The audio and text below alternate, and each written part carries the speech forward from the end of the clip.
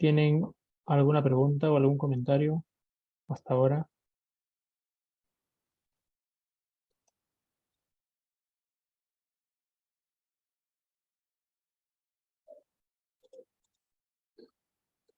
Ya, ok. Si no tienen ninguna pregunta, ningún comentario, vamos a empezar.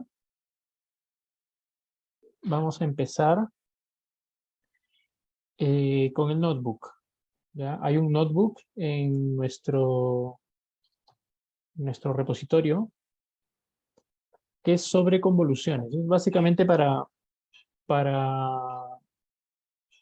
para tener una idea de qué cosa es lo que hace la operación de convolución, en realidad. Es una implementación hecha en Python. ¿Sí? Todavía no hacemos nada de redes convolucionales en sí, eso lo vamos a ver hoy, pero quería mostrarles eh, esta implementación de cómo es una operación de convolución, porque luego cuando vayamos a las redes convolucionales en realidad uno no ve cómo se opera este tipo de capa y este tipo de operación. ¿Ok? Entonces les explico rápidamente qué cosa es lo que hace la convolución y tenemos algunos ejemplos más abajo que muestran algunas cosas relacionadas a el resultado de una operación de convolución. ¿Ya? Lo primero que vamos a hacer es descargar una imagen. En esta primera línea de código estamos eh, descargando, ya no está la imagen. Ok, vamos a buscar una imagen. Ya, vamos a buscar una imagen vamos a ver. Sí, es porque ya expiró el enlace. Vamos a buscar una imagen en Pixabay. Sí, cualquiera. ¿Ya? Una imagen cualquiera. La cosa es Pixabay. Estas son imágenes gratuitas con licencias generalmente Creative Commons, así que eh, no deberíamos tener problemas en usarlas. ¿Ya? Entonces voy a buscar alguna. Esta imagen, por ejemplo, ya. Y voy a iniciar sesión. No. Vamos a ver. Guardar. No. Revisualizar. Ya, ok. En mi caso la he descargado. Igual podemos subirla al notebook. ¿Ya? Igual puedo subirla aquí al notebook. Subir. Y voy a subir la imagen que acabamos de descargar, que es esta. ¿Ya? Ustedes pueden hacer lo mismo. Pueden subir otra imagen si desean. Aquí ya subió esta imagen, por ejemplo. Voy a renombrarla para no tener que usar ese nombre. Moai2.jpg. ¿Ok? Ya, entonces tenemos esta imagen, ¿sí? Esta imagen que se ha descargado de, de la web, ¿ok? Y vamos a trabajar sobre esa imagen para hacer algunos ejemplos. Ok, voy a utilizar OpenCV, que es una librería de Python que sirve para trabajar imágenes. Eh, Simplemente va a ser eh, en realidad aquí la utilizo solamente para leer el archivo de imagen y poder mostrarles esto. Se pueden hacer en realidad con cualquier otra librería que uno utiliza para mostrar imágenes o para leer archivos de imágenes, ¿ya? Y miren, lo que quería mostrarles aquí es lo siguiente. Aquí está la definición de la operación de convolución, ¿ya? Implementada desde cero utilizando NumPy. Eh, las entradas a esta operación son siempre una imagen y un kernel. Recuerden que la imagen eh, es una matriz, ¿sí? Una matriz que almacena números. Y el kernel también es una matriz, pero generalmente más pequeña, ¿no? Generalmente más pequeña. Aquí vamos a utilizar kernel de tamaño impar, eh, porque fíjense que la operación de convolución siempre tiene en cuenta que hay un píxel al centro que está siendo analizado. Entonces, si tú tienes un píxel central y hay definición de algún contenido alrededor, entonces la ventana del kernel siempre va a ser impar, ¿no? Si tú quieres un kernel de 3x3, tienes un píxel en el centro. De 5x5 tienes un píxel en el centro. De 7x7 tienes un píxel en el centro. ¿Ok? Y luego, fíjense, estamos haciendo zero padding. Recuerden que una primera cosa que uno tiene que hacer, si es que uno quiere, una primera cosa que uno tiene que hacer es crear un marco alrededor de la imagen, de manera que ese marco tenga números ceros y que permita que la primera posición disponible en donde uno coloque el kernel sea la operación que tiene realmente el primer píxel de la imagen. En este caso, la cantidad de filas y columnas que van a la izquierda, derecha, arriba y abajo, siempre va a ser el tamaño del kernel partido entre 2, división entera. Entonces, recuerden, por ejemplo, si tengo un kernel de 3 por 3, 3 partido entre 2, división entera, me da 1. Significa que hay una fila arriba, una fila abajo, una columna a la izquierda, una columna a la derecha. Es decir, una dimensión en cada uno de los 4 lados. ¿Ya? Y luego estamos creando una imagen con ceros que tiene el tamaño aumentado. Miren ustedes, tiene el tamaño de la imagen original más 2 veces la cantidad de filas o columnas que se vayan a agregar. Y luego se coloca simplemente el contenido de la imagen en el centro. Ahora lo que se hace, y esta es la operación que se realiza, en realidad esta operación se está realizando de esta misma forma cuando lo hacemos en las redes convolucionales, pero lo está haciendo el GPU. ¿Ya? Lo que hacemos es iterar sobre todos los posibles píxeles de la imagen. Como tenemos una matriz, ¿sí? Como tenemos una matriz, entonces va a haber un bucle for que recorre las filas, otro bucle for que recorre las columnas. Y por cada posible matriz, nosotros lo que hacemos es sacamos la parte de la imagen que corresponde a ese punto en particular del bucle y fíjense, la convolución es esto simplemente. La convolución es parte de la imagen, esa parte de la imagen que corresponde por el kernel, operación punto a punto, y luego la suma de todos los elementos. Y eso es el nuevo píxel en la posición IJ. ¿Sí? Luego simplemente deshacemos el padding, porque estamos cogiendo los bordes, ¿sí? Estamos deshaciendo el padding tomando como resultado solamente la parte del centro, y con eso estamos listos. ¿Sí? Fíjense que es una operación muy simple. ¿Sí? En algún punto la convolución recuerda de alguna forma como a la función lineal que uno utiliza en un perceptor multicapa, ¿no? Siempre miren información multiplicada por pesos, ¿no? Información multiplicada por pesos. ¿Okay? Entonces, básicamente una operación lineal tan igual como teníamos en nuestro perceptrón. ¿Ok? Profe, el W tira un error 400 bar. Sí, es porque el enlace con el que usé la imagen ya no existe. Pueden descargar cualquier otra imagen y subirla a Colab aquí en el archivo, que es lo que he hecho yo. ¿Sí? Descargué una imagen cualquiera y la subí a Colab aquí en el upload que tienen en archivos en la parte de izquierda y ahí tienen el archivo listo para poder funcionar. ¿Ok? Uno podría colocar otro enlace. Lo que pasa es que este notebook lo hice la semana pasada y parece que Pixabay da como tokens temporales a las imágenes. ¿Ya? Lenin nos dice, profe, ¿es posible usar un kernel más grande que la porción de la imagen? Eso permitiría dar más nitidez. ¿Un kernel más grande que la porción de la imagen? ¿Un kernel más grande que la imagen, te refieres? Voy a desmutear mejor. ¿Aló? ¿Se me escucha? ¿Sí?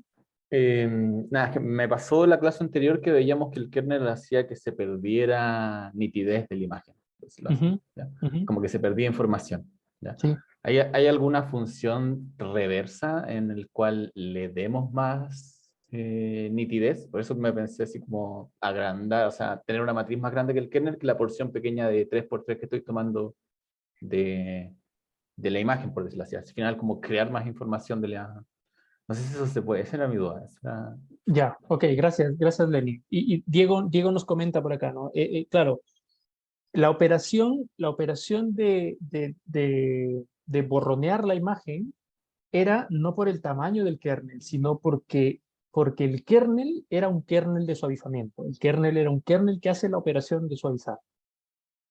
Si uno quiere si uno quiere mejorar la nitidez de una imagen, que es como lo reverso que nos dice Lenin, sí, existen filtros, existen kernels que se ocupan de eso. Por ejemplo, hay un kernel que se conoce como el kernel laplaciano. ¿Ya? El kernel laplaciano es un kernel que sirve para mejorar el contraste entre, eh, el contraste de características finas en la imagen, ¿ya? Entonces, existen, o sea, existen, de hecho, si uno va y toma como un curso muy básico de Image Processing, por ejemplo, en Image Processing uno ve kernels de suavizamiento, que hay muchos, uno ve kernels de realce, que son estos kernels laplaciano, y kernels que tienen que ver con la segunda derivada de las funciones de la imagen. Y hay kernels, de hecho, mucho más especializados, ¿no? Hay kernels que eliminan tipos de ruido específicos, hay kernels que hacen, no sé, por ejemplo, el trabajo de crear blobs en las imágenes, como tratando de identificar objetos que son grandes. O sea, hay diferentes tipos de kernels, ¿ya? Pero depende del kernel. O sea, la operación del kernel, los pesos del kernel son los que definen qué operación tú vas a realizar. ¿De acuerdo?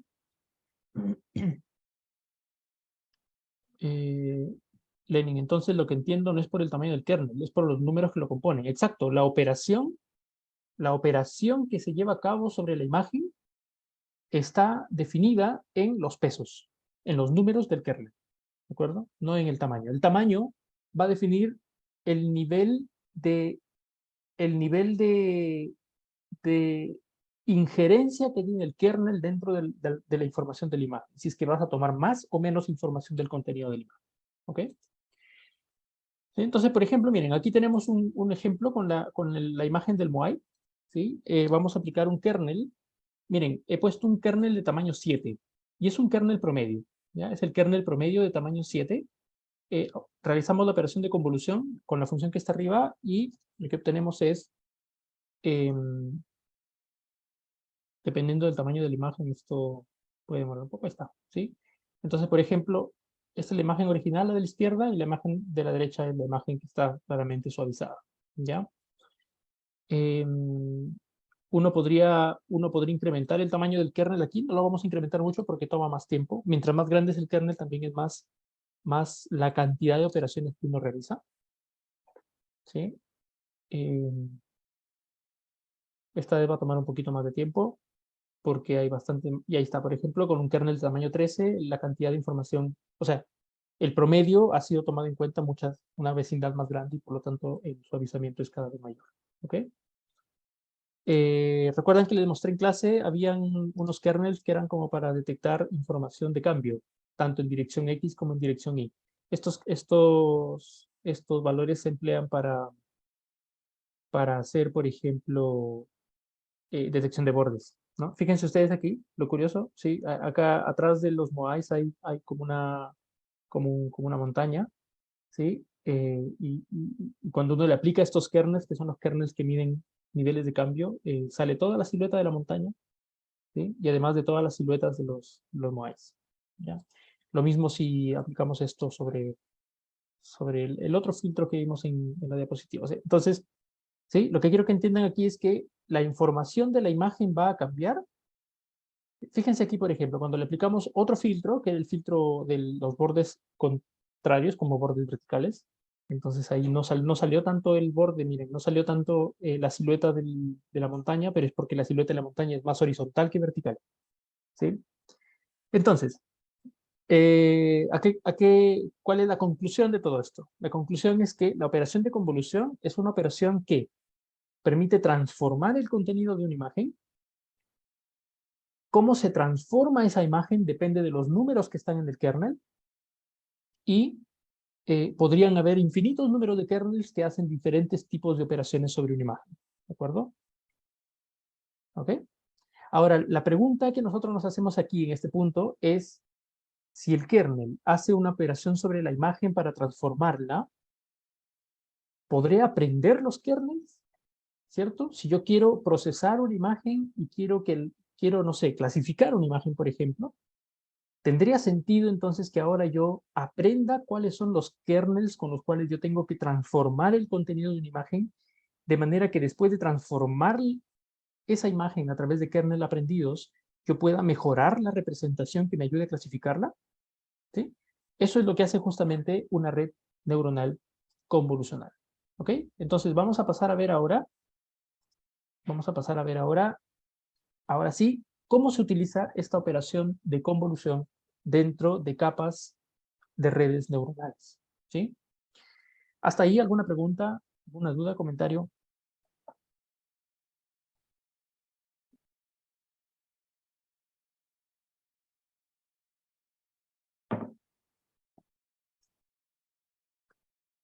Ok, bien.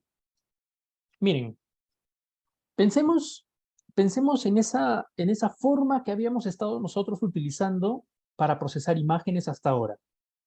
Incluso en la tarea, por ejemplo, que tienen actualmente, nosotros estamos asumiendo que cargamos una imagen desde nuestro dataset y para poder procesarla con un multilayer perceptron, lo que necesitamos es convertir esa imagen en un solo vector de números que luego ingrese a la red neuronal, ¿sí?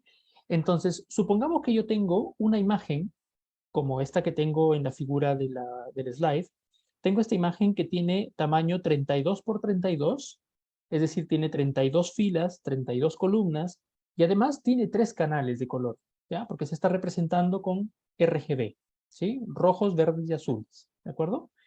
Entonces, en esta imagen, tengo tantos píxeles como 32 por 32 por 3.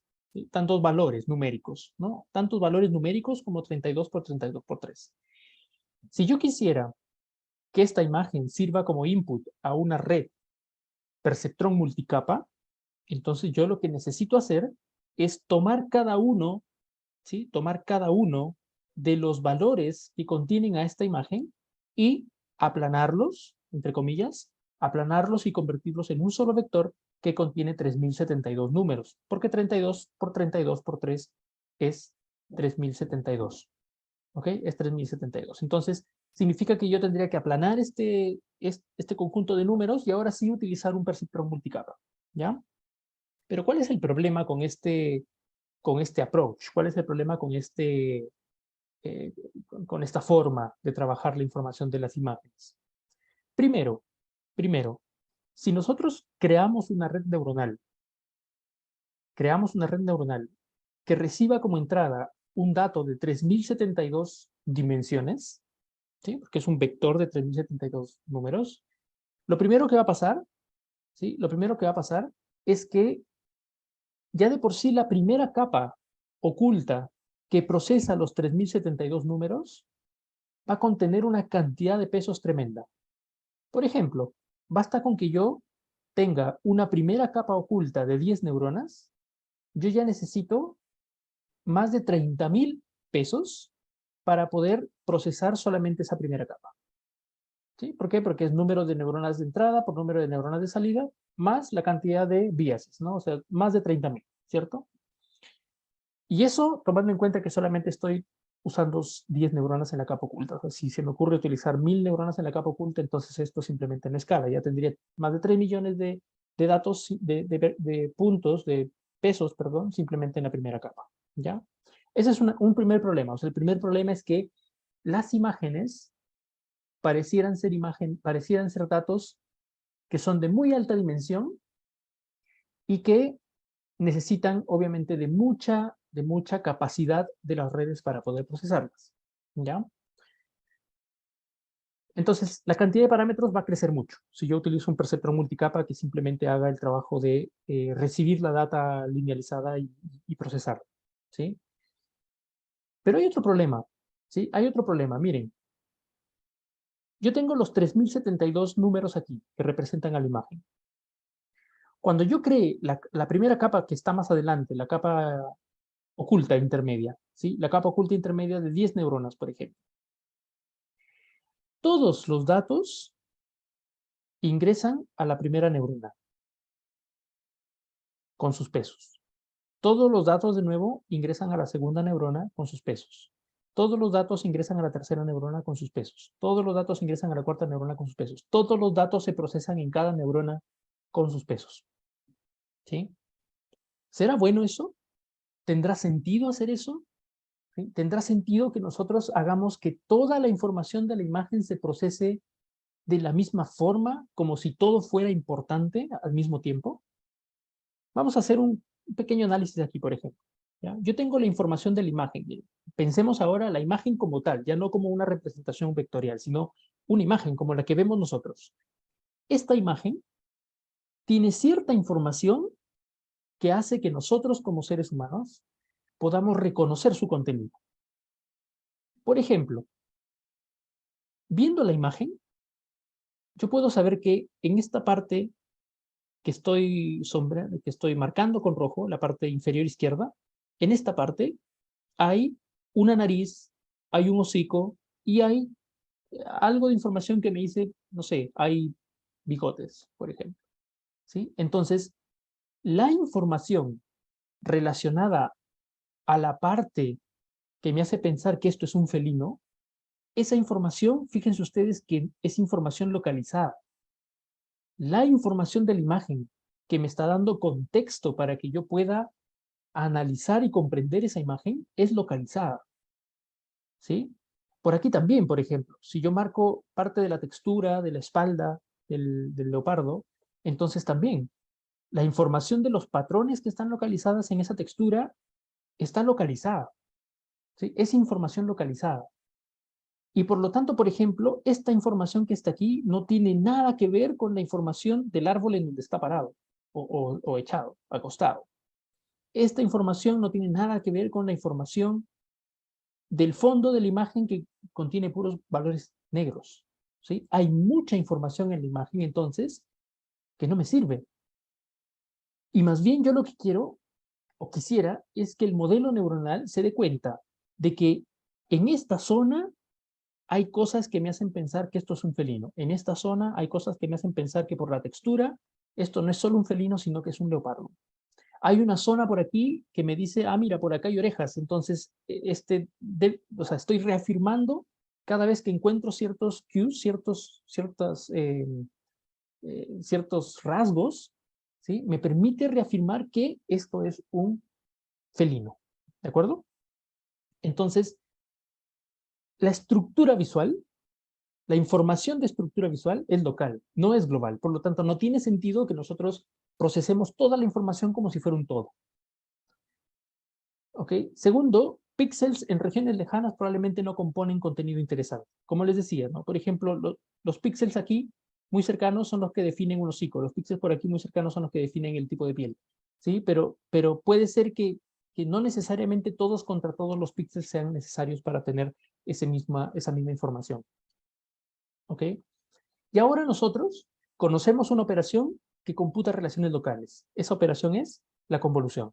¿Sí? Si ustedes se fijan, tiene mucho sentido ahora que las imágenes, en lugar de ser procesadas por una capa lineal con neuronas que procesan todos contra todos, yo ahora opere una capa en donde en lugar de extraer información a través de productos lineales de todos contra todos, lo que haga es extraer información local haciendo uso de una operación y la tengo. Esa operación se llama la convolución. ¿Sí? La convolución es una operación que toma, dado un kernel, toma una información muy local y la analiza. ¿Sí? Toma una información muy local y la analiza. ¿Sí? Entonces tiene mucho sentido que yo utilice una operación como esta para meterla dentro de una red neuronal. ¿Ya? Vamos a ver ahora sí, ya en la parte práctica, ¿no? En computación, ¿cómo es una capa convolucional? ¿Ya? Una capa convolucional es una capa de pesos, ¿sí? Es una capa de pesos que está compuesta por un conjunto de kernels. Fíjense, no es un solo kernel, es un conjunto de kernels, ¿ya? ¿Cuántos kernels uno utiliza para procesar una imagen? Eso es un hiperparámetro, ¿sí? Es un hiperparámetro. Tú en tu modelo defines cuántos kernels quieres para procesar tu imagen y dejas que el proceso de optimización encuentre todos los kernels necesarios que tú necesitas. ¿De acuerdo? Cada kernel se convoluciona con la imagen de entrada y esto es importante, este va a ser probablemente el punto más importante que ustedes tienen que captar y entender para poder entender cómo funciona una red neuronal convolucional. ¿Ya? Cada kernel se convoluciona con la entrada y computa un mapa de activación. ¿De acuerdo? Un mapa de activación, que también se le conoce como feature map o mapa característico, pero nosotros le vamos a llamar mapa de activación. ¿De acuerdo? Entonces, por ejemplo, si yo tengo una imagen inicial, ¿sí? Esta imagen inicial es de 32 por 32 por 3, porque es una imagen a color.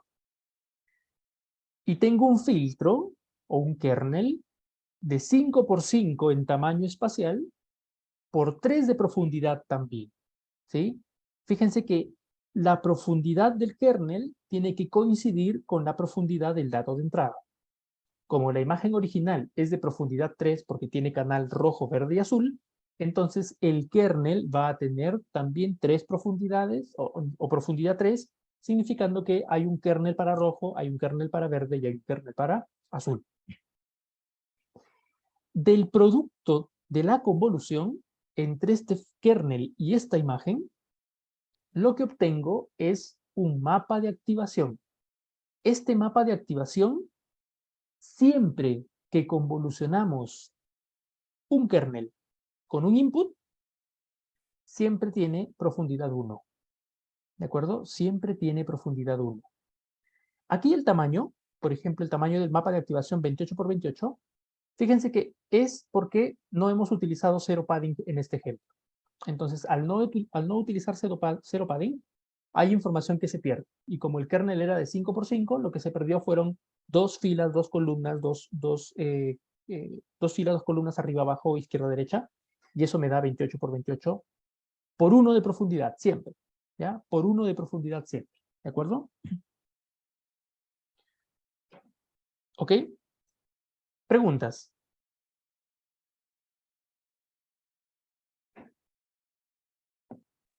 Profesor, ¿no debería quedar con profundidad 3? ¿Ok? ¿Por qué? Al convolucionar cada uno de los 3 filtros convolucionales sobre las 3 capas, o se suma todo alrededor de un eje. Sí, es que fíjate que el kernel es un kernel de 3 dimensiones, entonces la convolución sucede sobre todo el conjunto de píxeles de los 3 canales al mismo tiempo. Por eso generan un solo Perfecto. valor. Por cada aplicación del kernel te generan un solo valor. Y es por eso, como les digo, es por eso que siempre un mapa de activación generado por la convolución de una imagen con un kernel o de un input con un kernel, siempre da mapa de activación de profundidad 1. ¿De acuerdo? Profe, ¿Sí? ¿y cómo funciona esto de la cantidad de kernels que yo tengo por capa? Como se podría decir, por ejemplo, que antes nosotros teníamos una cierta cantidad de neuronas por capa y ahora en lugar de eso tenemos una cierta cantidad de kernels y que cada kernel me da un mapa de activación diferente. Sí, sí, podríamos intentar encontrar un punto de comparación entre las redes lineales y esto, pero fíjense que es una operación que se lleva a cabo de manera distinta, entonces tampoco es que sea completamente igual, ¿ya? Tampoco es que sea completamente igual, o sea, no resulta ser igual la operación de una convolución con la operación de una capa lineal como lo veíamos inicialmente, ¿ya? Em, sin embargo, en la práctica uno utiliza bastantes menos filtros, bastantes menos kernels que neuronas cuando uno utilizaba un MLP, ¿sí? Profesor, ¿Sí? em, cuando he trabajado con imágenes, por lo general siempre lo paso a blanco y negro. O sea, Ujú. perdón, a escala de grises. Ya. Entonces, ¿en qué caso es necesario hacer un estudio con los 3 canales? Ya, ok, gracias. Fíjense que la información de color es ya de por sí información más rica que información de escala de grises. La escala de grises es una transformación lineal de los colores. Entonces, eh, eh, en todas las cosas que se hacen de computer vision actualmente con el uso de redes neuronales, como uno le deja, como uno le deja a la red neuronal toda la responsabilidad de hacer lo mejor que pueda para extraer información desde una imagen, uno no se preocupa de transformar las imágenes. ¿Sí? Las imágenes entran en su formato más crudo, las imágenes entran en formato RGB, tal cual fueron captadas por una cámara. ¿De acuerdo? Si alguna vez alguien me preguntó, porque, por ejemplo, la gente que trabaja con señales, ¿no? Con señales, muchas veces uno en procesamiento de señales y también en procesamiento de imágenes, uno tiende a encontrar una mejor representación de las imágenes, por ejemplo, tratando de convertirlas a un espacio de frecuencias o tratando de convertirlas de repente bajo alguna transformación, ¿no? Transformada de Fourier, transformada de Rado, diferentes tipos de transformaciones. Bueno, sucede que en las redes, con las redes neuronales eso ya no es necesario, porque si tú tienes una aplicación en donde la mejor representación para una imagen es la transformada de Fourier de esa imagen, por ejemplo, entonces la red neuronal, como está optimizada para encontrar la mejor representación de esa imagen, lo más probable es que internamente convierta esa imagen a su mejor representación para poder hacer luego clasificación o lo que uno quiera hacer, ¿sí? Entonces, la gracia que tiene la red neuronal es que nos ha evitado tener que seguir trabajando en algoritmos de preprocesamiento, ¿sí? Ahora nadie preprocesa datos. Las imágenes entran crudas tal cual están, incluso teniendo problemas como blur, motion, teniendo problemas como ruido. Uno ingresa las imágenes tal cual están y la red neuronal es la que se encarga de optimizar su trabajo para extraer la mejor información posible de esas imágenes y solucionar un problema, ¿ya? Entonces yo supongo, por ejemplo, que si la mejor representación para una imagen es escala de grises para hacer algo, lo más probable es que la red neuronal internamente esté convirtiendo esa imagen a escala de grises y esté haciendo alguna cosa sobre esa imagen. ¿Ok? Diego Cortés nos preguntaba antes, ¿no existen redes donde el kernel tenga profundidad 2 y se mueva a través de los colores como se mueve a través de los píxeles? Profundidad 2, profundidad 1, ¿te refieres, Diego? En profundidad 2 sería como tener dos canales de color, ¿no? Pablo nos dice, ¿es como aproximar la transformada? Sí, sí, o sea, sí. A ver, la transformada, cualquier transformada, ¿sí? Cualquier transformada, Fourier, por ejemplo.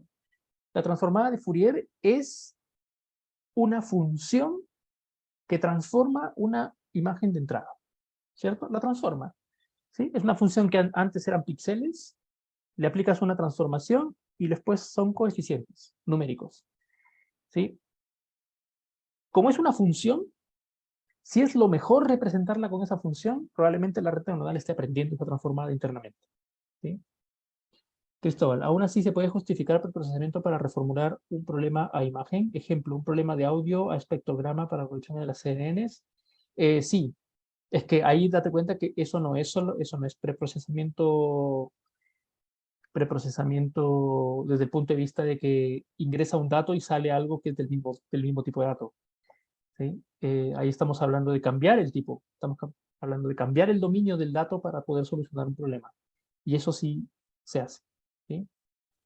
Sebastián, que el mapa de activación tenga profundidad 1 ¿es resultado de aplicar pooling o es solo debido a la convolución? Es solo debido a la convolución, porque la convolución se realiza usando todos los canales a la vez, ¿ya? Usando todos los canales a la vez.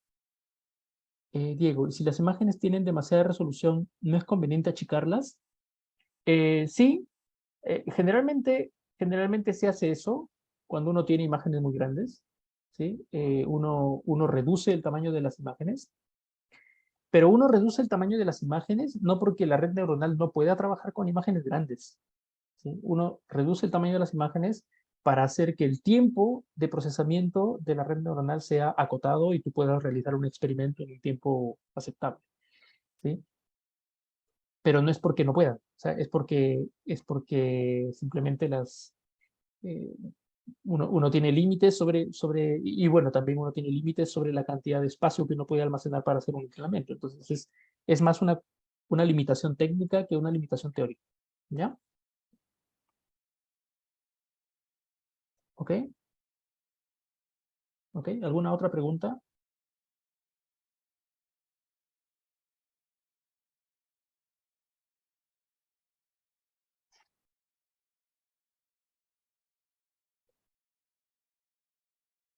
Ok, ok, entonces, Ya, algo muy importante, ¿ya? Algo muy importante cuando uno define las capas convolucionales,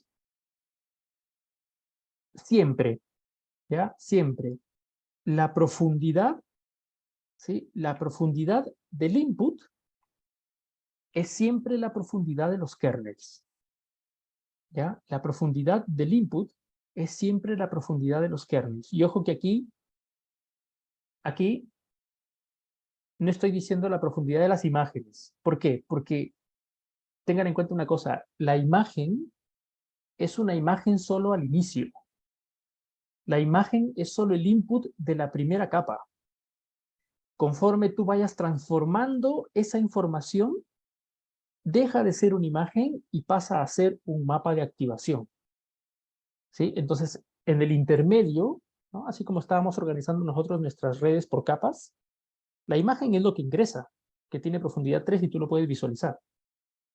Pero una vez que pasó por la primera capa, eso dejó de ser una imagen y pasa a ser un mapa de activación que contiene números, ¿sí? Y que luego a partir de ese punto se comienza a procesar también como un mapa de activación como tal, ¿de acuerdo? Entonces, eh, eh, por eso digo la profundidad de la entrada, porque en algún momento la entrada no va a ser de profundidad 3, porque en algún momento los mapas de activación no van a ser de profundidad 3, ¿sí? Y por eso decimos la profundidad del input, cualquiera que sea, siempre tiene que ser la profundidad de los kernels. Si tienes un mapa de activación de profundidad 128, entonces tus kernels tendrán que ser kernels que tengan profundidad 128, ¿sí? A eso se refiere esto. Pero, profe, ¿no que siempre los mapas de activación tenían profundidad 1? Eso es para un kernel,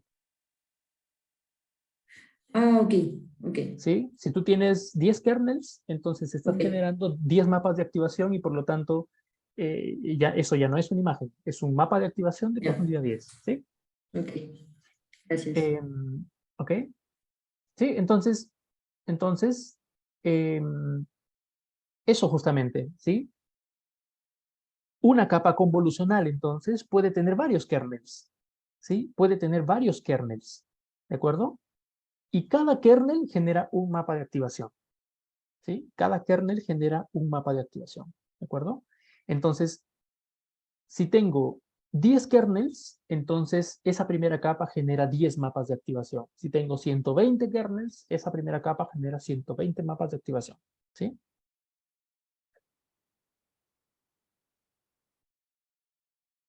¿Ok? Entonces, miren, ¿sí? Acá un ejemplo. Tengo una imagen de 32 por 32 por 3 y le aplico un primer filtro, un primer kernel de 5 por 5 por 3 y genero el primer mapa de activación de 28 por 28. Si yo tengo otro kernel, ese otro kernel se aplica sobre la imagen, ¿sí? Sobre la imagen y genera un segundo mapa de activación que de nuevo es de 28 por 28 y profundidad 1, ¿sí? Y así, por ejemplo, si yo tengo 6 kernels en esta capa convolucional, cada kernel genera un mapa de activación de profundidad 1 y al ser 6 kernels, entonces mis mapas de activación de la salida de esa primera capa convolucional será 28 por 28 por 6. Significa que es un volumen de activación que tiene 6 canales de profundidad. ¿De acuerdo? Ismael, ¿para la CNN también se recomienda normalizar las imágenes de entrada? Sí, siempre. La normalización es un paso que se lleva a cabo siempre, todo el tiempo. ¿Okay?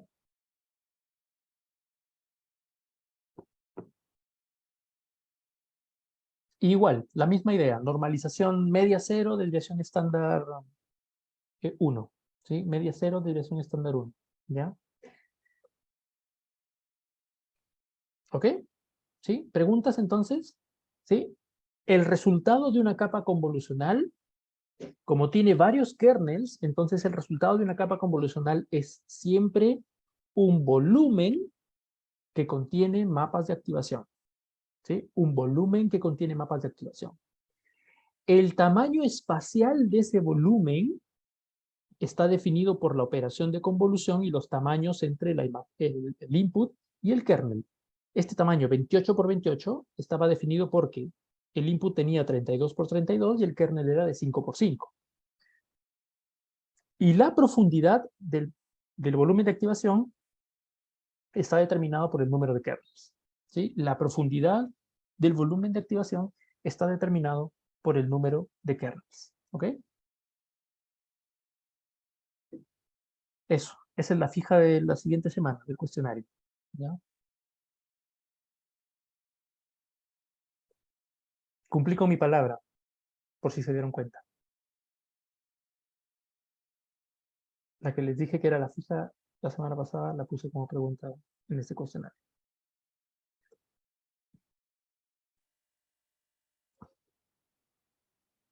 Ok, bien. Ese es el premio para quienes den la clase a tiempo, ven el video a tiempo y, y saben dónde ubicarlo.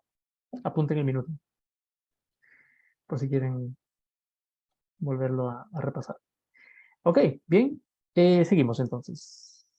¿Sí? Entonces, fíjense, hemos hablado ahora de los kernels, hemos hablado de la cantidad de kernels en una capa convolucional.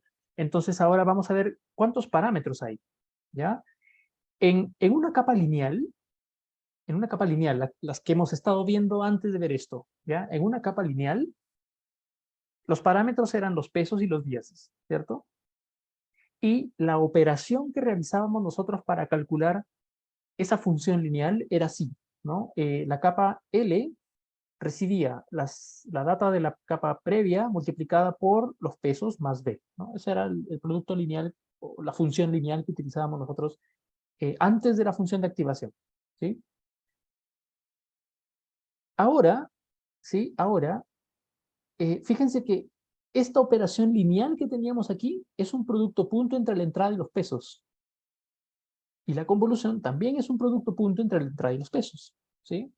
En la capa convolucional, entonces, la función lineal está determinada no por un producto punto definido como tal, sino porque los pesos ahora son un kernel, las entradas va a ser una disposición de tipo matriz eh, rectangular, y además ahora seguimos teniendo un bias, ¿sí? Seguimos teniendo un parámetro de bias. Ahora ustedes se preguntan, aquí no hay, como les dije, aquí no hay como una, no hay no hay una similitud tan directa con las neuronas anteriores que nosotros estuvimos viendo. Pero cada kernel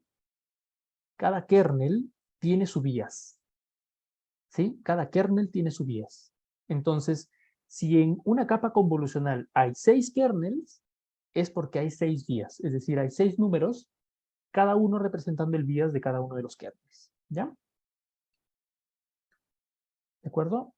Y entonces, por ejemplo, ¿sí? Por ejemplo, si yo tengo una capa convolucional de m kernels de tamaño k por k por d, en donde k por k es el tamaño espacial del kernel y d es la profundidad del kernel, entonces la cantidad de parámetros que tiene este kernel, esta capa convolucional va a ser m, número de kernels, por dimensión de cada kernel, más m biases, que son 1 por cada uno de los kernels. Entonces la cantidad total de parámetros que tiene una capa convolucional va a ser m por k por k por d más c.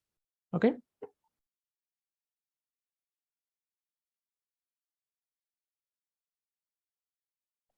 ¿Ok?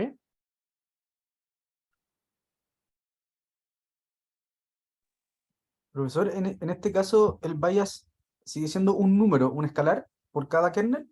Sí, sí, un solo número por cada kernel. Perfecto. Ujú. ¿Ok? ¿Preguntas?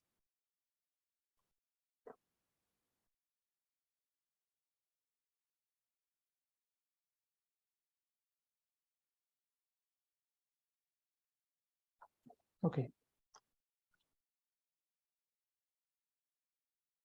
Ok, entonces,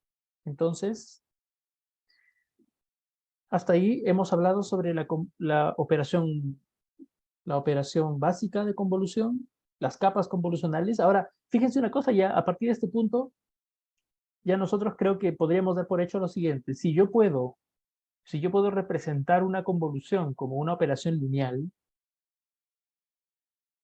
puedo hacer entonces exactamente todo lo que hacía con las cosas de perceptrón multicapa, ¿no?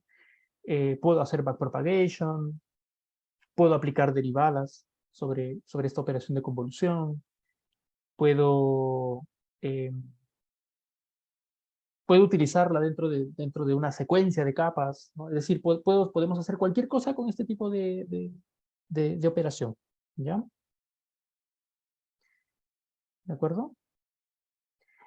Pero antes de pasar a ver cómo se crean este tipo de redes y hacer un primer experimento para ver cómo funcionan en PyTorch, tenemos que hablar, obviamente, acerca de los hiperparámetros y acerca de otras operaciones que son útiles, que son importantes al momento de procesar imágenes.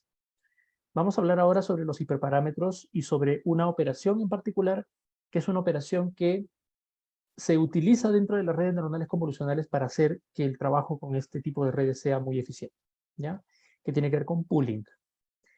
Miren, para construir una capa convolucional nosotros necesitamos configurar lo siguiente. Primero, el número de kernels en la capa. Necesitamos la extensión espacial del kernel, es decir, saber cuál es el tamaño del kernel, ¿sí? Decidir si voy a utilizar un kernel de 3×3, un kernel de 7×7, un kernel de 11×11, ¿sí? Además de eso, hay otros parámetros dentro de la operación de convolución que nosotros no hemos introducido hasta ahora, pero que son posibles de utilizar junto con la operación.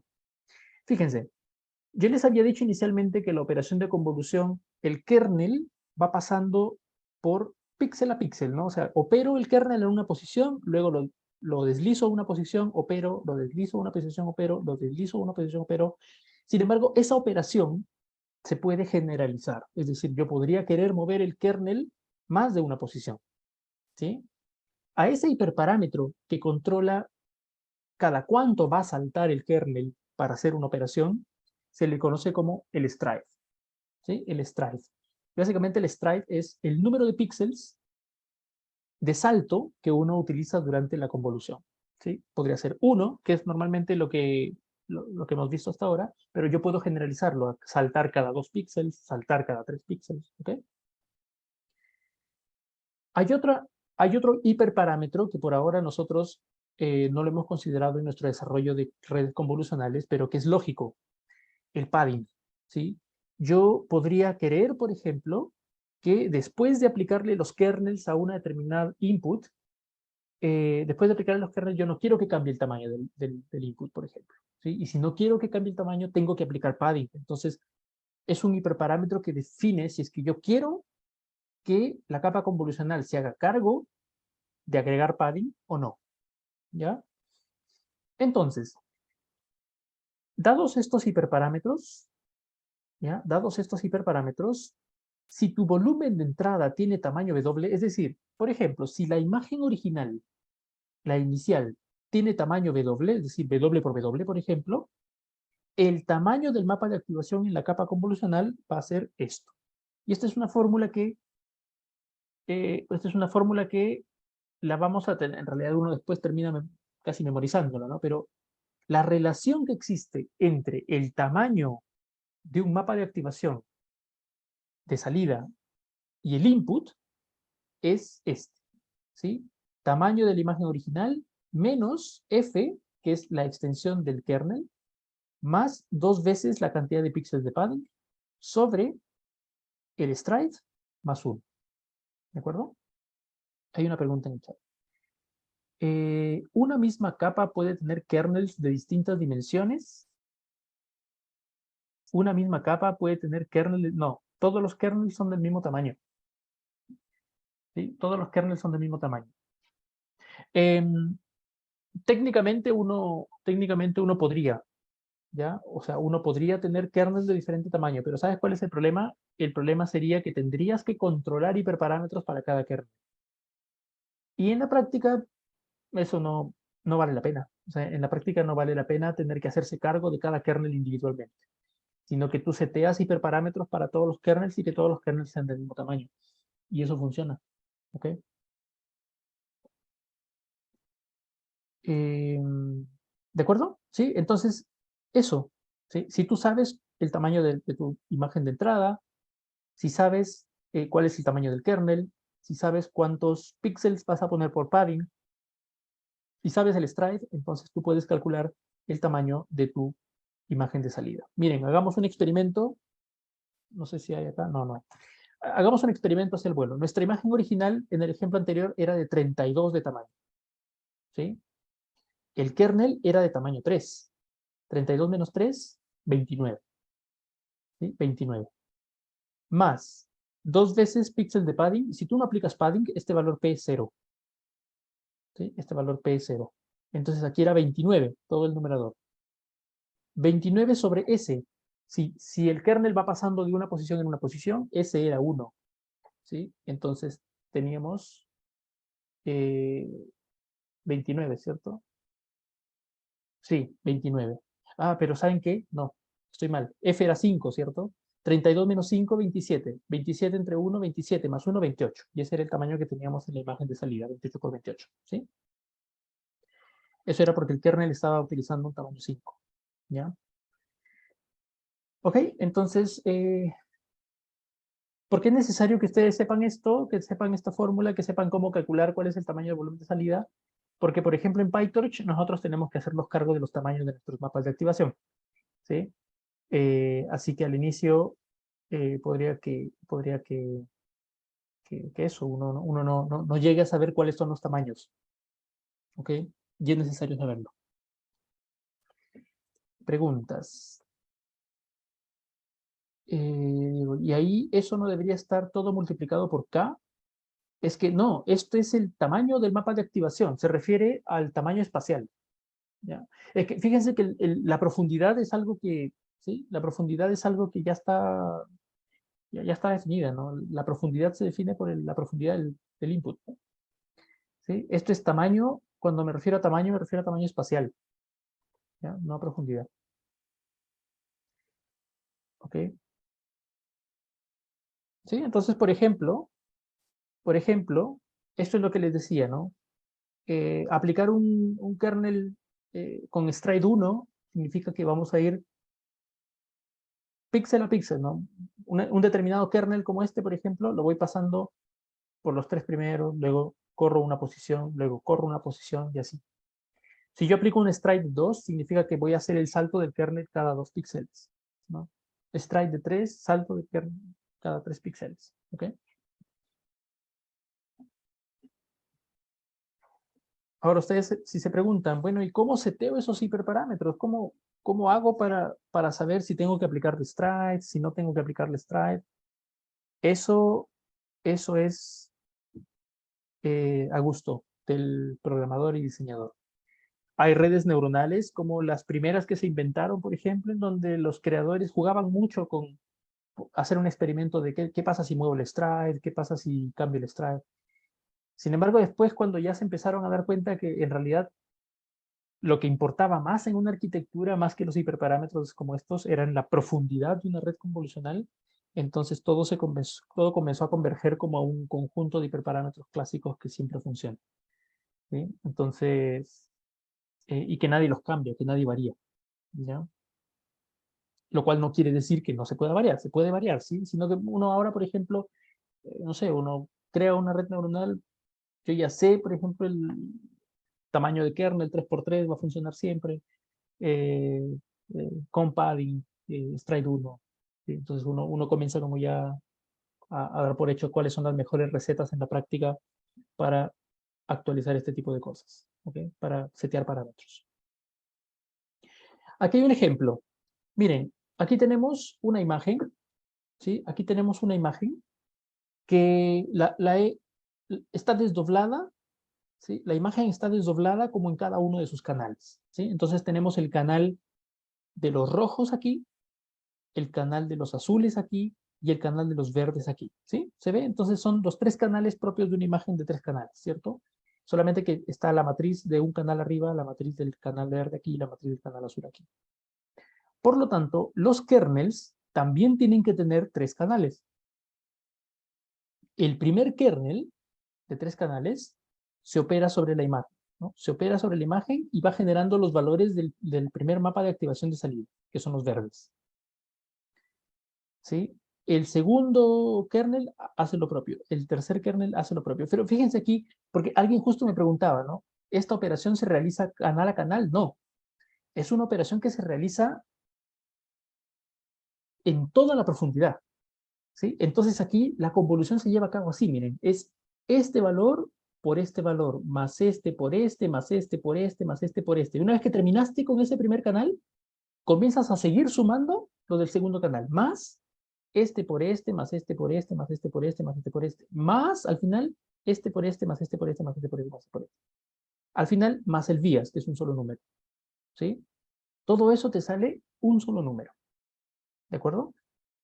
Estos tres canales del kernel con las tres partes de la imagen que corresponden, eso genera un solo número, ¿de acuerdo?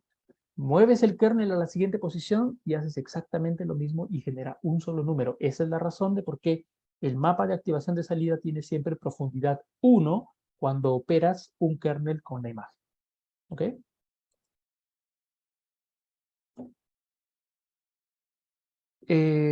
Ok, y si tienes otro kernel, entonces ahora al aplicar el segundo kernel, ahí estamos viendo las operaciones, ¿no? Al aplicar eso con el segundo kernel, generas el segundo mapa de activación. Entonces, cada kernel genera su mapa de activación. Es por eso la razón de que cada kernel, perdón, el número de kernels define la profundidad del mapa de activación de salida.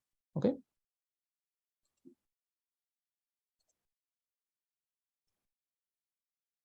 ¿De acuerdo? Preguntas. Preguntas hasta ahí, sino para pasar a pooling.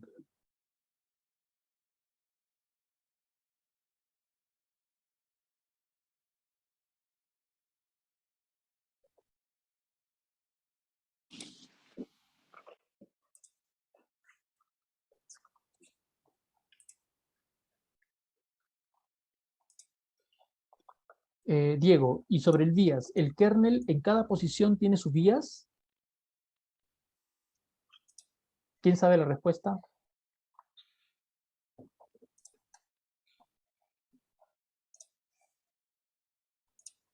¿Alguien sabe la respuesta de Diego? ¿El kernel en cada posición tiene su vías? Es que no tiene un bias, tiene un valor cada una de las... Cada celda del kernel tiene un valor, ¿o no? Todo el kernel tiene un solo valor de vías, ¿cierto? ¿Sí? Todo el kernel tiene un número de vías. ¿Ya? ¿Ok? Por eso, fíjate, Diego, mira acá en el slide previo, ¿sí? En el slide previo, fíjate, el kernel es esto, que es de 3 por 3 por 3, pero ese kernel tiene solamente un vías, que es un número. ¿Sí? El otro kernel, que es de 3 por 3 por 3, tiene un solo número, que es su vías. ¿Ya? Luego vuelvo a tu pregunta, Juan, ¿ya? Porque tiene que ver con algo un poquito más allá. Pero, a ver, Diego, o sea que si una imagen le paso 6 kernels en total, en la primera capa habría 6 vías, sí. O si lo muevo ahí, tiene otro vías asignado.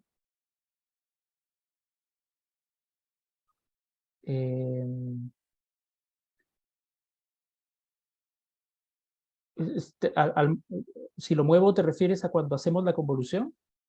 No, no. El vías es un parámetro del kernel.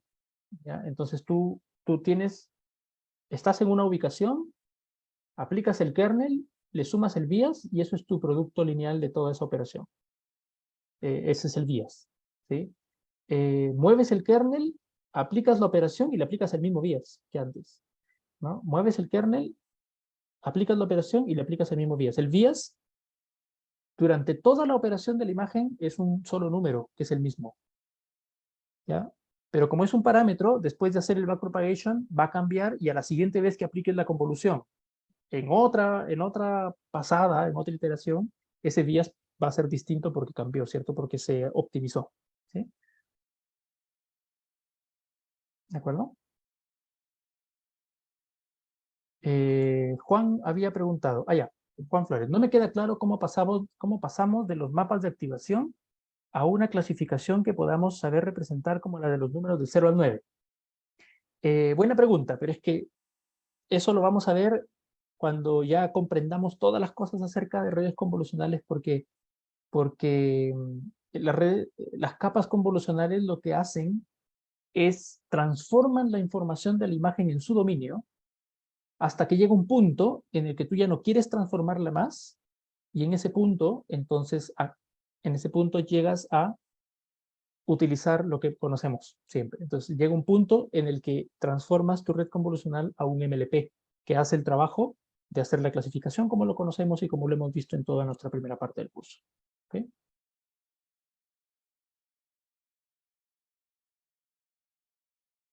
Bien, seguimos entonces, ¿ya? Miren, ahora,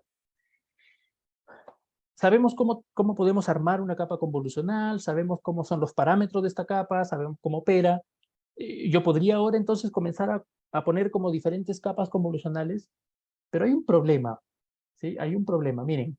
Supongamos que yo tengo una imagen de entrada, o tengo un volumen de entrada, ¿ya? Supongamos que tengo un volumen de entrada que es como este que está aquí, de 224 por 224, o sea, 224 filas, 224 columnas, y 64 canales de profundidad. Algún canal intermedio de una red, ¿ya? Esa es una cantidad gigantesca de números, es una cantidad gigantesca de datos, ¿sí? 224 por 224 por 64. ¿De acuerdo? Resulta, ¿sí? Resulta que en algún momento, ¿ya? En algún momento, yo tengo información redundante en este volumen y por lo tanto me puedo dar las chances de reducir esa representación haciendo una operación de reducción espacial de la información. Esa operación de reducción espacial se le llama pooling. Y, por ejemplo, después de aplicarle pooling a este volumen de 224 por 224 por 64, puedo convertir el volumen en 112 por 112 por 64. O sea, por ejemplo, reducir a la mitad el tamaño en representación espacial. Pero fíjense que el pooling solo opera sobre la representación espacial, sobre el tamaño espacial, no opera sobre la profundidad, ¿sí?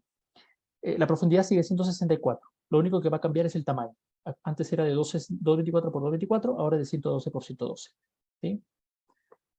¿Cuál es la explicación o cuál es el raciocinio detrás de hacer esta operación? Bueno, cuando uno tiene una representación de un mapa de activación grande, cuando uno le hace downsampling, porque eso es lo que estamos haciendo, reduciendo esa representación a la mitad, cuando uno le hace downsampling, uno lo que está obteniendo es una versión reducida de la misma información. ¿Sí? Es una versión reducida de la misma información. Que si uno en realidad va y mira, es como si uno hubiera escalado el mapa de activación original, es como si lo hubieras escalado a la mitad. ¿Hay pérdida de información? Sí hay pérdida de información, pero si nosotros argumentamos que el volumen de entrada ya tenía información redundante, el downsampling hace un verdadero trade-off entre quitar información redundante y quedarte con menos información en la imagen. ¿Sí? Ahora, ¿por qué hacer esta operación ayuda más que a la eficacia, o sea, más que a mejorar el performance de la red, mejora en cuanto a la rapidez del entrenamiento y a la cantidad de parámetros también?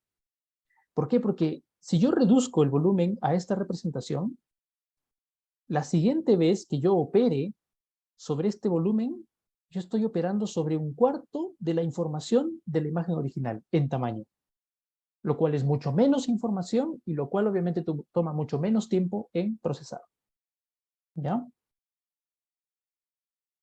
Pero aparte de la explicación del tamaño, que tiene que ver con la eficiencia, que tiene que ver con hacer que el proceso de entrenamiento sea rápido, hay una explicación un poquito más teórica, ¿ya? Hay una explicación un poquito más teórica y que es una explicación que le da mucha robustez a aprender sobre imágenes. Y tiene que ver con el tratamiento de información en múltiples escalas. Para ejemplificar esto, les pongo un caso, ¿ya? Yo tengo imágenes de mascotas, por ejemplo, ¿ya? Tengo imágenes de mascotas. Y en varias imágenes, las mascotas están en primer plano.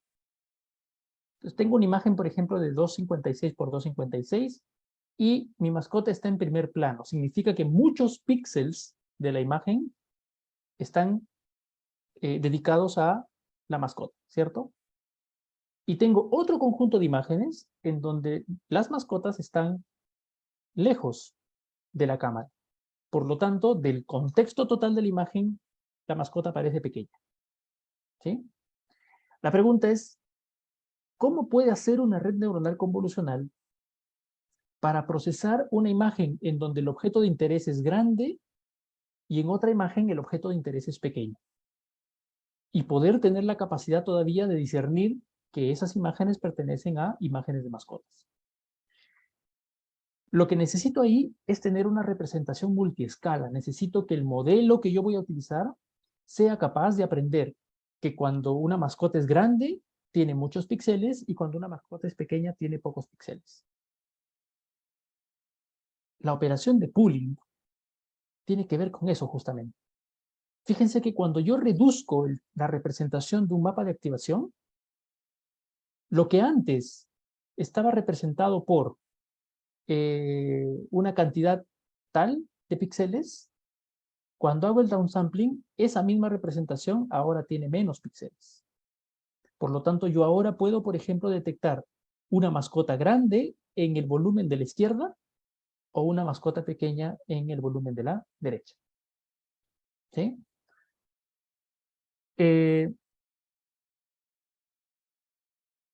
Hay una teoría, ¿sí? Hay una teoría de la visión computacional clásica que se llama el espacio-escala. ¿Sí? El espacio-escala. Esta teoría de espacio-escala es una teoría que se viene trabajando desde los años 70. Esta teoría de espacio-escala dice que una imagen tiene que representarse en diferentes niveles de escala, en diferentes tamaños, ¿sí? Para poder extraer realmente su contenido útil. ¿Sí? Y las redes neuronales convolucionales son una aplicación práctica de la teoría de espacio-escala. ¿Ya? Nosotros no vamos a ahondar ahí más en detalles, pero si ustedes quieren, por ejemplo, saber sobre esto, hay un investigador, ¿sí? Que se llama Tony Lindeberg. ¿Sí? Tony Lindeberg es un tipo que ha dedicado su vida a investigar la teoría de espacio-escala, ¿sí? Y afortunadamente tiene varios papers recientes en donde hace el estudio teórico de las redes neuronales y el espacio-escala. O sea, trata de matchar a nivel teórico, porque él es un computín hizo algo sobre neurociencia en algún momento.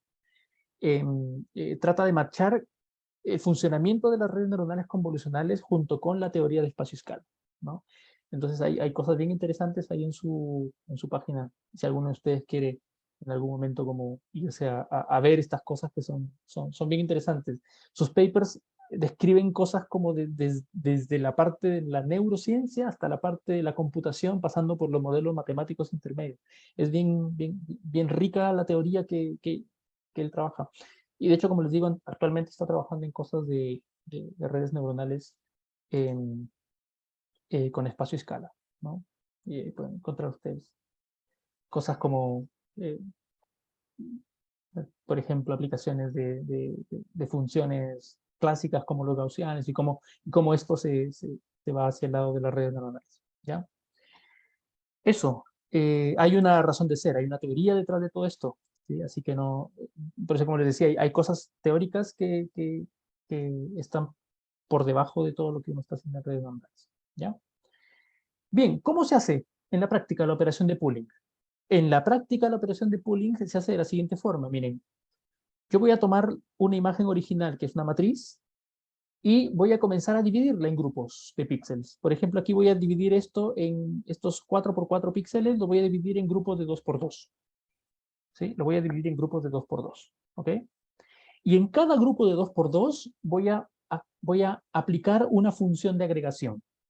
Esa función de agregación lo que tiene que hacer es cada grupo de 2x2, ¿sí? Cada grupo de 2x2, reducirlo a un solo píxel.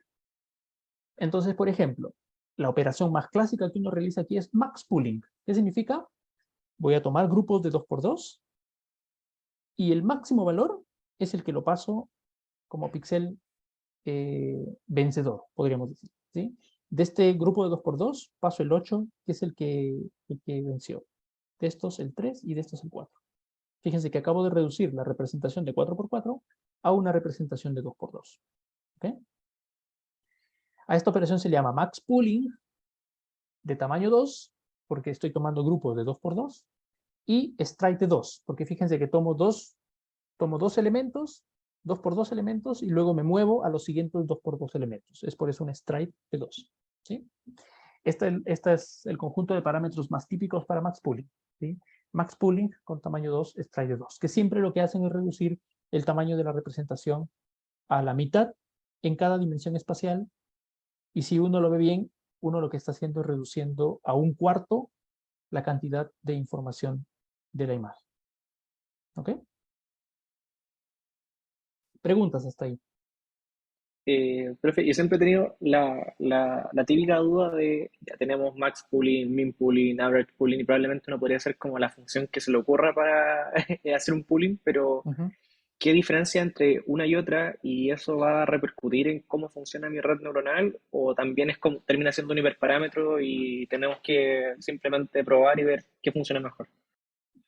Ya, gracias por la pregunta. En la práctica sí, pero por ejemplo, toda la evidencia que existe hasta ahora sobre entrenamiento de redes neuronales sugiere que max pooling es siempre la mejor opción para hacer pooling. ¿Ya? Perfecto. Entonces, cualquier red neuronal que exista en la actualidad, tú la entrenas con max pooling, average pooling, min pooling, max pooling te va a dar el mejor resultado siempre. ¿Por qué? Si uno pregunta por qué, yo creo que no hay todavía una respuesta teórica para eso. O sea, no hay una respuesta de por qué max pooling funciona mejor que las otras. ¿Ya? Así que por ahora se usa porque es experimentalmente y empíricamente lo mejor que hay. Profe, ¿y esa matriz que vemos ahí en el ejemplo es una matriz de profundidad? No me queda claro. No, es una imagen. Pero por ejemplo sería, en caso de que fuera una imagen RGB, esto se haría por cada uno de los canales. Esto se hace canal por canal, sí. Ya, ok. Sí, canal por canal. Y tomo siempre, bueno, en el caso del max pool, tomo la intensidad mayor. Tomas el máximo, sí. Ya, ya, ok. ¿Ya? Gracias. Sí, eso. Sí, Diego. Y Diego profe, ¿sí? otra pregunta. ¿Hay algún método para saber qué tamaño de slice y de size y de stride debo usar para hacer el pool? Ya. Mira, en la práctica se utiliza tamaño 2 y stride 2, porque esto es fácil de poder calcular. O sea, con tamaño 2 y stride 2, sabes que siempre el volumen se va a reducir a la mitad del tamaño espacial. Y al menos eso ya te garantiza que tú luego puedas saber exactamente de qué tamaño va a ser el volumen de salida. Ahora, que uno pueda cambiar estos parámetros, se puede. O sea, uno puede cambiar estos parámetros, uno puede poner tamaño 3, stride 2, ¿sí? O tamaño 2, stride 1. ¿Sí? Es decir, uno puede cambiar estos parámetros, pero en todos los entrenamientos de redes neuronales que se utilizan para clasificar cosas ya como ImageNet, por ejemplo, todos utilizan max pooling, size 2, stride 2, salvo uno que otro caso por ahí muy espurio que utiliza algún hiperparámetro extra. Pero después, en realidad, la verdad es que les digo, no vale ni siquiera la pena cambiar esto porque o, o la ganancia o la pérdida es tan ínfima que sinceramente no vale la pena. Uno utiliza como los valores por defecto que experimentalmente funcionan mejor. ¿Sí? Eso. ¿Ok? ¿Alguna otra pregunta hasta ahí? Profesor, yo tengo ¿Sí? una consulta sobre el costo computacional de esto. Ujú. ¿Esta operación del max pooling es paralelizable, por ejemplo, o hay una función vectorizada que se puede aplicar sobre la matriz? Es paralelizable. En PyTorch está implementada en paralelo. Entonces, probablemente si las imágenes son pequeñas, por ejemplo, entonces max pooling se está realizando en una sola operación de reloj. eh, Porque está tomando 4 elementos y calculando el máximo nomás y lo está pasando al buffer de salida. ¿Sí? Perfecto. ¿Sí? Todas las operaciones base que se emplean para redes neuronales están paralizadas. La convolución está paralizada también. Perfecto. Gracias, profe. ¿Ok? ¿Alguna otra pregunta?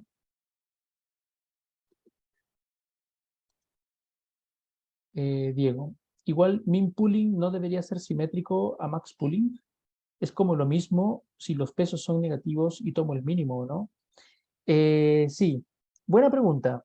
Buena pregunta. Miren, ¿por qué max pooling funciona y por qué min pooling no funcionaría si están en esencia extrayendo como información,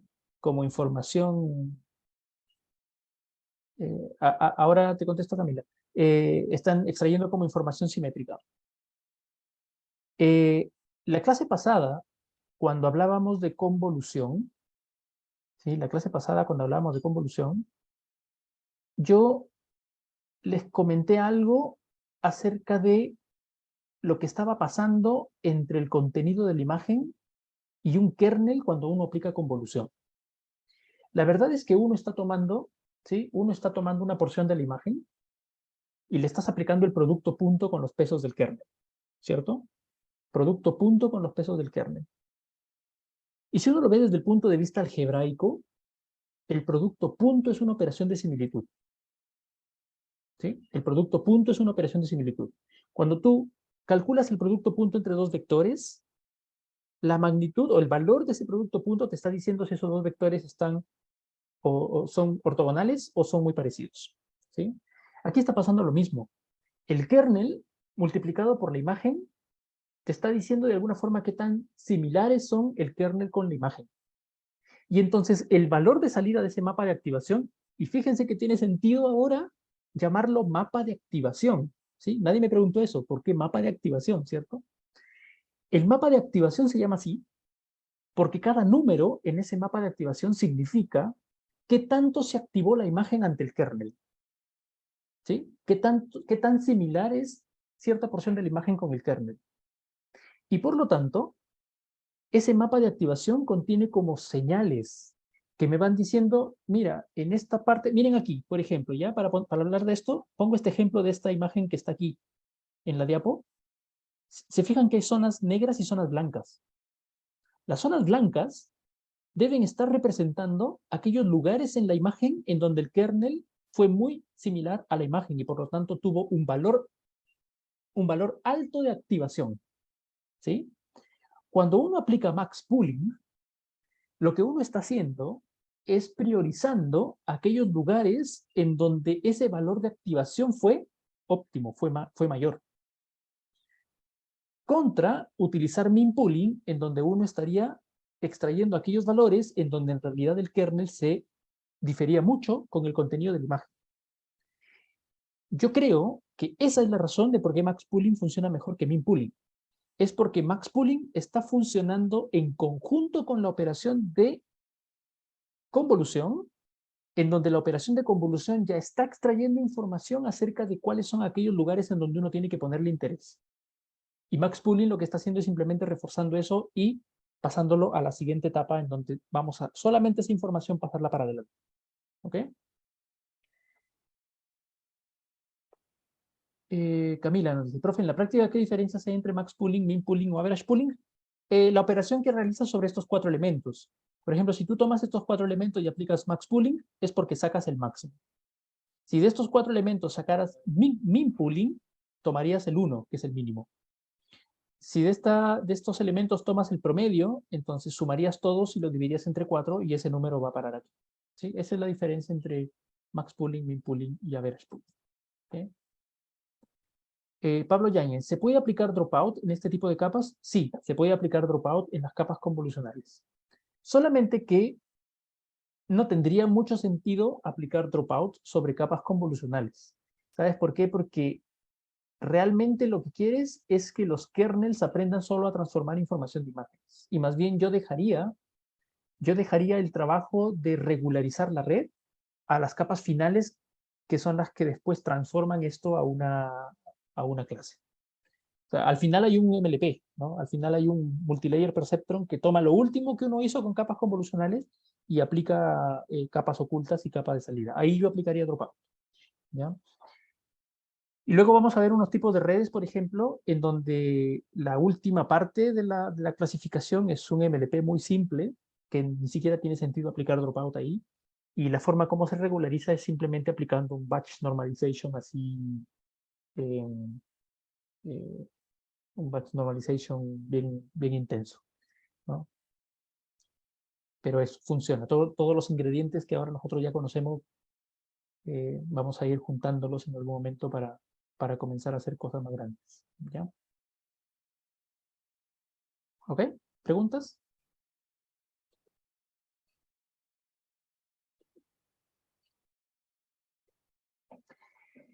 ¿Saben cuál ingrediente más está ahí y que todavía nosotros no lo hemos visto, pero yo creo que se pueden dar una idea? Falta un ingrediente. ¿Saben qué ingrediente falta? La función de activación. Una vez que yo aplico una capa convolucional, una vez que yo aplico kernels, ¿sí? Aplico pooling, y después de aplicar pooling, todavía lo que me queda es aplicar capa de activación, aplicar función de activación. Y ahora, seguramente que yo creo que están en la capacidad ustedes de conectar la idea de ReLU. ¿Por qué ReLU funciona tan bien con imágenes? ¿Cierto? ¿Por qué ReLU funciona tan bien con imágenes? Recuerden que ReLU descarta toda la información que tenga valores negativos. ¿Sí? ¿Y saben por qué funciona también con imágenes? Yo tengo la misma intuición. Y es que los kernels te están extrayendo información de activación. El pooling está descartando ya cierta información de activación, sacándote los máximos.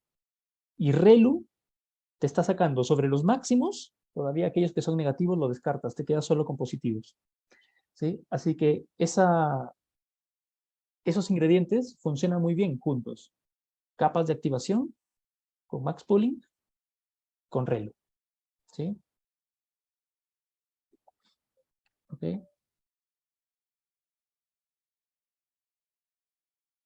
Ok. Bien, bien. Creo que sí. Ahí hemos terminado nuestra parte teórica de capas convolucionales. Justo a tiempo, porque nos quedamos ahí y el día miércoles vamos a empezar viendo nuestro notebook sobre redes convolucionales.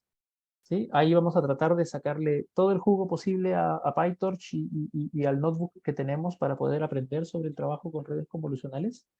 ¿Sí? Y también, si nos alcanza el tiempo, empezamos a ver el tema de arquitecturas de red, porque ahí ya, una vez conociendo esto, ahora sí ya vamos a poder ir, por ejemplo, y entender qué cosa hace una red AlexNet, qué cosa hace un BGG, qué cosa hace un ResNet, qué cosa hace todas las arquitecturas conocidas. Y nos deja listos para entrar a un tema que a mí me gusta mucho, que es Transfer Learning, que es como el tema más práctico que uno logra ver ahí, porque podemos resolver problemas reales utilizando Transfer Learning sobre pocos datos. ¿Ya? Nos vamos a quedar ahí, ¿sí? Nos vamos a quedar ahí. Yo quería comentarles que estuve conversando con los ayudantes después de que hemos recibido las tareas, la tarea 1 y ahora están haciendo ya la tarea 2, hemos tenido una idea y le he pedido a los ayudantes que me apoyen con eso. Una vez que veamos el tema de las arquitecturas de redes convolucionales y veamos el tema del transfer learning, que es un tema muy práctico en realidad, vamos a hacer un taller práctico extracurricular. Extracurricular me refiero porque lo vamos a hacer en un momento en el que no tengamos clase.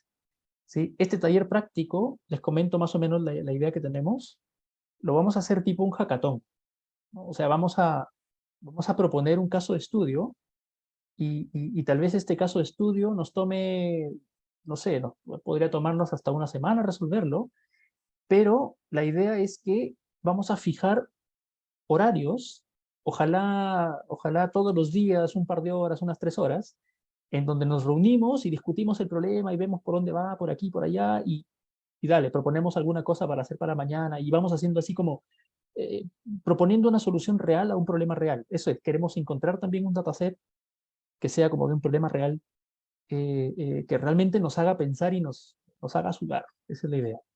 Es extraprogramático, les digo, porque esto no tiene una calificación, ¿sí? No tiene algo que se vaya a traducir en una nota, pero yo creo que es ese tipo de actividad en donde van a aprender mucho más que llevando los videos teóricos y haciendo los notebooks y haciendo tareas más pequeñas, ¿no? Esto va a ser algo más, voy a llamarlo así, es heavy, pero brígido, ¿no? Esa es la idea, ¿ya? Así que les vamos a comentar, yo lo voy a organizar con los ayudantes porque quiero que ellos me ayuden a hacer esto, así que eso. Profe, ¿ya hay fecha tentativa para eso? Sería súper bueno. Tenemos una fecha tentativa que podría ser como mediados de octubre, más o menos, una cosa así, ¿ya? Pero la idea es, ok, llegamos a este punto, ya sabemos todo esto, ahora sí, bueno, pongámoslo en la práctica y como en ese momento van a aparecer cosas que no vamos a saber resolver, entonces la idea es que ayudantes y yo estemos ahí para ir ayudando. Además que, algo que me comentaron los ayudantes, ¿no? Sería bueno, por ejemplo, que en ese taller comencemos a ver cosas prácticas, cosas que no vemos, por ejemplo, nosotros de PyTorch, como, no sé, los schedulers de los optimizadores, o comencemos a ver cosas como data parallel, por ejemplo, como hacer que podamos paralelizar los datos y cosas por el estilo. Las podemos ver en ese taller porque es algo que está más allá, más fuera como de la parte del curso, ¿ya? Sí, sí, Paola, la idea de hacer este taller y con los ayudantes, somos 9 personas, entonces la idea es que, por ejemplo, ojalá podamos tener la mayor cantidad de horario cubierto durante ese tiempo entre todos, de manera que todos pueden sacarle provecho a la actividad, ¿sí? Eso, ya les contamos, ¿ya? Ya les contamos cuando lo tengamos listo y cuando tengamos el taller completamente armado, ¿ya? Eso, entonces nos vemos el día miércoles, ¿sí? El miércoles vemos Notebook, así que porfa, no se pierdan esa clase, va a estar buena, ¿ya? Gracias, nos vemos entonces, cuídense. Chao, Profe, profe. gracias. Chao, chao, nos vemos, Chao, cuídense. profe. Gracias. Gracias.